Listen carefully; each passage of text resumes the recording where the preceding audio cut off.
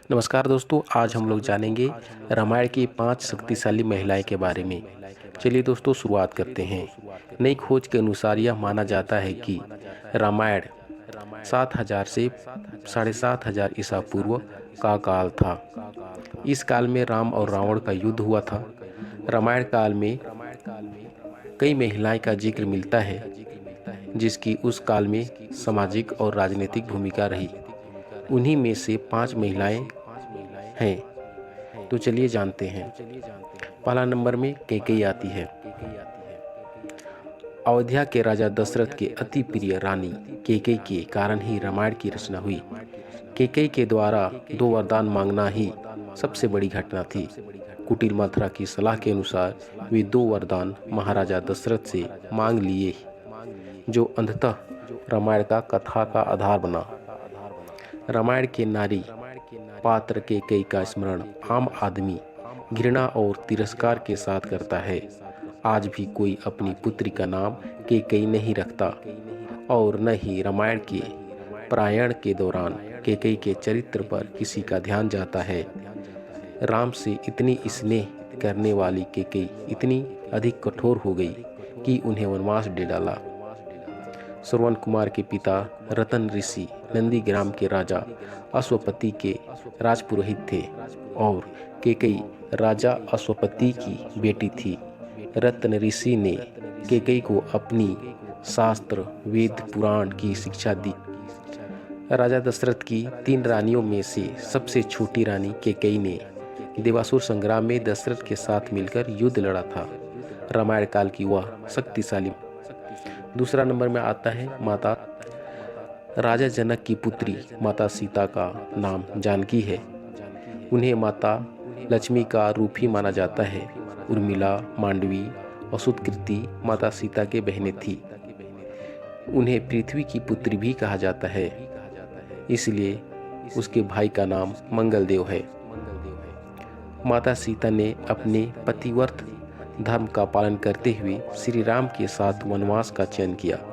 माता सीता सिर्फ गृहिणी ही नहीं थी, अर्थात घर में रहकर रोटी बनाना या घर के ही कामकाज देखना, वे प्रभु श्री राम के हर कार्य में हाथ बटाती थी। इस तरह वे एक कामकाजी महिला थी। माता सीता का जब रावण ने अपहरण कर लिया और उन्हें अशोक वाटिका में रखा, तब उन्हें कठिन परिस्थिति में उन्होंने शील, सहनशीलता, साहस और धर्म का पालन किया। इस दौरान रावण ने उन्हें साम, दाम, दंड और भेद की नीति से अपनी ओर झुकाने का प्रयास किया, लेकिन माता सीता नहीं झुकी, क्योंकि उनको रावण के ताकत वैभव के आगे अपने पति श्री राम और उसकी शक्ति के प्रति पूरा विश्वास था। लंकापति रावण ने अपहरण करके 2 वर्ष तक माता सीता को अपनी कैद में रखा था। इस कैद में माता सीता एक वाटिका की गुफा में राक्षसियों के पहरे में रहती थी। पद्म पुराण की कथा में सीता धरती में नहीं समाई थी, बल्कि उन्हें श्री राम के साथ रहकर सिंहासन का सुख भोगा था और उन्होंने भी राम के साथ जल समाधि ली थी। तीसरे नंबर में आती है मंदोदरी। मयासुर की पुत्री मंदोदरी रावण की पत्नी थी। वह रामायण काल की राजनीतिक सलाहकार भी थी। हालांकि सीता हरण के समय उसने रावण को सलाह दी थी कि तुम्हें ये कार्य नहीं करना चाहिए। रावण ने उस वक्त उसकी सलाह नहीं मानी। रावण की पत्नी मंदोदरी की माँ हेमा एक अप्सरा थी और उसके पिता एक असुर। अप्सरा की पुत्री होने की वजह से मंदोदरी बेहद खूबसूरत थी, साथ ही वह आधी दानव थी। पंचकन्याओं में से एक मंदोदरी को चिरकुमारी के नाम से भी जाना जाता है। अपने पति रावण के मनोरंजनार्थ मंदोदरी ने ही शतरंजन के खेल का प्रारंभ किया। मंदोदरी से रावण को पुत्र मिले। अक्षय कुमार, मेघनाद, अतिकाय, महोदर, प्रहस्त, विरूपाक्ष, भीकम, वीर को भी उनका पुत्र माना जाता है। रावण की कई रानियां थी, लेकिन लंका की रानी सिर्फ मंदोदरी को ही माना जाता है। चौथे नंबर में है माता अंजना। हनुमान जी की माता अंजना को सभी जानते हैं। माता अंजनी पूर्व जन्म में देवराज इंद्र के दरबार में अप्सरा पुंजिक स्थला थी। ऋषि ने पुंजिक स्थला को श्राप दे दिया कि तू जा वानर की तरह स्वभाव वाली वानरी बन जा। ऋषि के श्राप को सुनकर पुंजिक स्थला ऋषि से क्षमा मांगने की याचना की। तब ऋषि ने दया दिखाई और कहा, तुम्हारा वह रूप भी परम तेजस्वी होगा। तुमसे एक पुत्र को जन्म होगा जिसकी कीर्ति और यश से तुम्हारा नाम युगों युगों तक अमर हो जाएगा। इस तरह अंजनी को वीर पुत्र का आशीर्वाद मिला। 5वां नंबर महिला थी अहिल्या। महारी नृत्य परंपरा के मुताबिक ब्रह्मा ने उर्वशी का अभिमान तोड़ने के लिए अहिल्या को सबसे सुंदर स्त्री बनाया था। देवी अहिल्या की कथा का वर्णन वाल्मीकि रामायण के बालकांड में मिलता है। अहिल्या अत्यंत सुंदर, सुशील, पतिव्रता नारी थी। उसका विवाह ऋषि गौतम से हुआ था। दोनों ही वन में रहकर तपस्या और ध्यान करते थे। शास्त्रों के अनुसार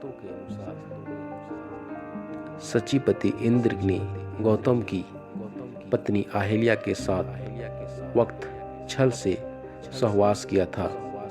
जब गौतम ऋषि प्रातःकाल स्नान करने के लिए आश्रम से बाहर गए थे, लेकिन जब गौतम मुनि को अनुभव हुआ कि अभी रात्रि शेष है और वह सुबह होने में समय है, तब वे वापस आश्रम लौट गए।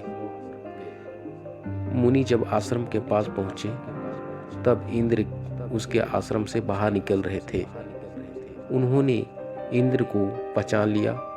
इंद्र द्वारा किए गए इस कुकृत को जानकर मुनि क्रोधित हो उठे और इंद्र और देवी अहिल्या को श्राप दे दिया। देवी अहिल्या द्वारा बार बार क्षमा याचना करने पर भी ऋषि ने उसे क्षमा नहीं किया। पर गौतम मुनि ने कहा कि तुम शिला बनकर यहाँ निवास करो। तृतीय युग में जब भगवान श्री राम के रूप में भगवान विष्णु का अवतार होगा, तब उसके चरण से तुम्हारा उद्धार होगा। अहिल्या ने ही माता सीता को पतिव्रत धर्म और जीवन की शिक्षा दी थी। इसी के साथ उन्होंने सीता को एक ऐसी दिव्य साड़ी दी थी जो कभी गंदा नहीं होती थी और नहीं फैटती थी। 6वां नंबर में आता है अन्य महिलाएं, जो इन 5 महिलाओं के अलावा हैं, जैसे लक्ष्मण की पत्नी उर्मिला, वासुकी नाग की बेटी मेघनाथ की पत्नी सुलोचना, किष्किंधा के राजा बलि का पत्नी तारा में भी कई तरह की शक्तियाँ विद्यमान थी।